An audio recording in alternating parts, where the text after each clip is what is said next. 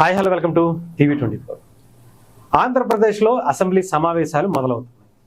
మరి జగన్మోహన్ రెడ్డి గారు అసెంబ్లీకి వస్తారా రారా? వస్తారని అయితే ఎవరో ఎక్స్పెక్ట్ చేయట్లా.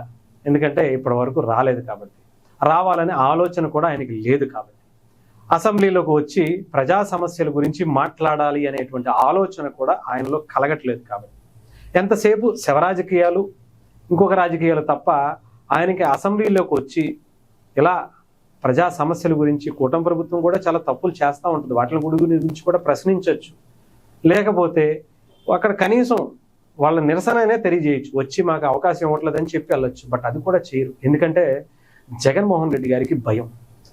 ఏదైతే గత 5 ఏళ్లుగా 2019 నుంచి 24 వరకు ఎలా అయితే అసెంబ్లీలో బూతులతో విచిత్రమైనటువంటి హావభావాలతో దేశంలో ఏ అసెంబ్లీ కూడా జరగనటువంటి ఒక దరిద్రమైనటువంటి సంస్కృతిని ఆంధ్రప్రదేశ్ ఎలక్షన్స్లో జగన్మోహన్ రెడ్డి గారు సీఎంగా ఉండగా ఆయన సీఎం సీట్లో కూర్చుని అసెంబ్లీలో హాజరైనప్పుడు చేసినటువంటి పనులు చూస్తేనే చాలామందికి విరక్తి పుట్టేసింది.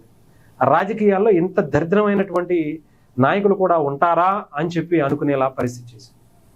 మరి ఇప్పుడు జగన్మోహన్ రెడ్డి గారు వస్తే అలాగే కూటమి ప్రభుత్వం కూడా వ్యవహరిస్తుందేమో, మనల్ని కూడా అలాగే ఎగతాళి చేస్తుందేమో అని చెప్పి భయపడుతున్నారు. పైగా అప్పుడు వాళ్ళు కనీసం 24-25 మంది ఉన్నారు. ఇప్పుడు జగన్మోహన్ రెడ్డి గారికి కనీసం 10 మందే ఉన్నారు, 11 మంది ఉన్నారు. ఆ 11 మందితో ఆయన వేసుకుని వచ్చి ఏం చేస్తారు? పైగా అప్పుడంటే నోరు వేసుకుని పడిపోయేటువంటి చాలామందే బ్యాచ్ ఉన్నారు. నోటికి మాత్రమే పని చెప్పి మిగతా ఎక్కడా కూడా పని చేయకుండా ఆ నోటితోనే రాజకీయం చేసినటువంటి నాయకులు అందరూ అప్పట్లో ఉన్నారు. బట్ ఇప్పుడు వాళ్ళు కూడా లేదు. అందరూ కూడా జగన్మోహన్ రెడ్డి గారికి కూడా స్క్రిప్ట్ రాసిస్తే దాన్నే చూసి 10 సార్లు చదివేటువంటి పరిస్థితి ఉంటుంది. అలాంటి మిగతా 10 మంది ఎమ్మెల్యేలు అయితే ఎవరు నోట్లో కనీసం మాటలు కూడా సరిగ్గా మాట్లాడినటువంటి వ్యక్తులే ఈసారి ప్రజలు గెలిపించినటువంటి పరిస్థితి. నిజంగా ఇది విచిత్రమో ఏంటో తెలియదు, కానీ ఎవరైతే నోరేసుకుని పడిపోయారో వాళ్ళందరినీ కూడా ఇంట్లో కూర్చోబెట్టి ఇంకా రాజకీయ జీవితానికి వాళ్ళని సమాధి కట్టేసినటువంటి పరిస్థితి అయింది. వీళ్ళు ఇంకా రాజకీయాలకు అవసరం లేదురా బాబు, అసలు వీళ్ళకి అవసరం వద్దు అనుకున్నారేమో. మరి ఎవరైతే నిజంగా ఇలా వాళ్ళ పని ఏదో వాళ్ళు చేసుకుంటూ పోతారు, గట్టిగా మాట్లాడలేకుండా ఉంటారు, వాళ్ళు మాత్రమే వైఎస్ఆర్సీపీ నుంచి గెలిచారు. అదేంటో విచిత్రం నిజంగా.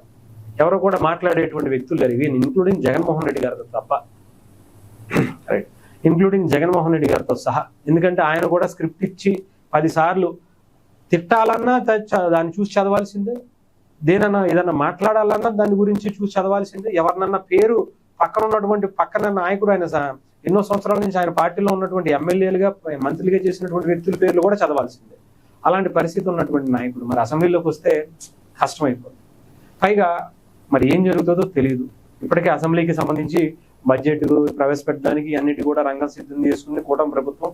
మరి జగన్మోహన్ రెడ్డి గారు ఇప్పటికే అంటే 56 రోజులు 60 రోజులు కంటిన్యూగా కనుక అసెంబ్లీకి హాజరు కాకపోతే వాళ్ళ మీద అనర్హత వేటు పడుతుంది అని చెప్పి గతంలో కూడా చెప్పారు. ఆ టైం వచ్చేటప్పటికి జగన్మోహన్ రెడ్డి గారు ఏదో ఒక పంక పెట్టుకుని ఏదో ఒక రకంగా అసెంబ్లీలోకి వచ్చి వెళ్ళటం అయితే జరిగింది. సంతకం పెట్టి వెళ్ళిపోయారు. ఎందుకు వచ్చిందిలే మనకు అనవసరంగా మళ్ళీ ఇప్పుడు పుసుక్కుని వాళ్ళు సస్పెండ్ చేశారంటే, అనర్హత వేటు వేశారంటే మళ్ళీ ఇప్పుడు అనవసరంగా మన మీద అంతా నెగిటివ్ ఉంది అని చెప్పి గతంలో అనుకున్నారేమో కానీ వచ్చారు, వెళ్ళిపోయారు. మనం గెలిచేటి కానీ పరిస్థితి లేదు, పులివెందుల్లో కూడా మనకి ఈసారి ఓటేస్తారు లేదు అనుకున్నారేమో, మరి వచ్చారు వెళ్ళారు. మరి ఈసారి వచ్చేటప్పటికి ఇంకాస్త నెగిటివ్ అయిపోయింది. ఇంకా లడ్డూ విషయం మీద పడేటప్పటికి అసలు ఊపిరే ఆడట్ల. అంతా కూడా అన్ని వైపులా కూడా జగన్మోహన్ రెడ్డి గారికి మైనస్సే కనిపిస్తుంది. మరి మళ్ళీ అనర్హత వేటు పడేటువంటి టైం కూడా దగ్గరకు వచ్చింది. మరి ఈ టైంలో మరి ఆయన అసెంబ్లీకి వస్తారా రారా? ఇప్పటికే కూటమి ప్రభుత్వంలో ఉన్నటువంటి స్పీకర్లుగా ఉన్నటువంటి త్రిపులారి గారు కావచ్చు, అయ్యన్న పాత్రుడి గారు కావచ్చు, పదే ఈవెన్ మన అసెంబ్లీలోనే కాదు చాలా సందర్భాల్లో ఇతర రాష్ట్రాలకు సంబంధించినటువంటి అసెంబ్లీ స్పీకర్ల సమావేశంలో వాళ్ళు మాట్లాడినప్పుడు కూడా ఇలా ఆంధ్రప్రదేశ్లో కొంతమంది ఉన్నారు, వాళ్ళు ఇలా అసెంబ్లీకి రాకుండా జీతాలు మాత్రం దుబ్బేస్తున్నారు అని చెప్పటం. పైగా కొంతమంది అయితే దొంగతనంగా లోపలికి వచ్చి సంతకాలు పెట్టేసి వెళ్ళిపోతున్నారు, హాజరు పట్టికలో వచ్చి మేము వచ్చాము వెళ్ళిపోయాము అని చెప్పేటువంటి దొంగతనంగా వచ్చేటువంటి పని చేస్తున్నారు అని చెప్పినటువంటి పరిస్థితి. మరి ఈసారి దొంగతనంగా ఏమన్నా జగన్మోహన్ రెడ్డి గారు కూడా వస్తారా? వాళ్ళ ఎమ్మెల్యేలు అయితే వచ్చి వెళ్తున్నారు, మరి అలాంటి పరిస్థితి ఏమన్నా ఉంటుందా అనేది కూడా చూడాలి. లేకపోతే అసలుకే ఎసరు పడిపోయేటటువంటి పరిస్థితి అయితే ఈసారి కనిపిస్తా ఉంది. ఎందుకంటే పులివెందుల్లో గెలిచారు, ఇప్పటికే మెజారిటీ తగ్గిపోయింది. దాదాపు 20,000కు పైగా మెజారిటీ, 20 నుంచి 30,000 మెజారిటీ జగన్మోహన్ రెడ్డి గారికి పడిపోయింది. ఈసారి మళ్ళీ కనుక ఎలక్షన్స్ వస్తే ఇంకాస్త పడిపోయేటువంటి పరిస్థితి ఉంది, లేదా అసలుకి పోయేటువంటి పరిస్థితి కూడా వస్తుంది. ఇప్పుడు ఏదో ఆయన చాలా బిల్డప్లు ఇస్తున్నారు, వైఎస్ఆర్సీపీ పేటీఎం బ్యాచ్, ఇంకొకళ్ళు అయితే ఇంకొక రేంజ్లో ఎలివేషన్స్ ఇచ్చుకుంటున్నారు. వాళ్ళందరికీ మొత్తం గాలి తీసినట్టు అయిపోద్ది. అందుకని ఆయన అంత సాహసం చేయలేరు, కానీ ఏదో ఒక రకంగా వచ్చేటువంటి ప్రయత్నం చేస్తారని కూడా తెలుస్తుంది. మరి చూద్దాం, లేదంటే మరి అసెంబ్లీకి వెళ్దాం మనం పోతే పోయిందిలే, ఇంకా 100 కోట్లు పెట్టుకుని మళ్ళీ గెలుద్దాం అనేటువంటి ఆలోచనలు ఏమైనా ఉంటారేమో తెలియదు, మరి చూడాలి.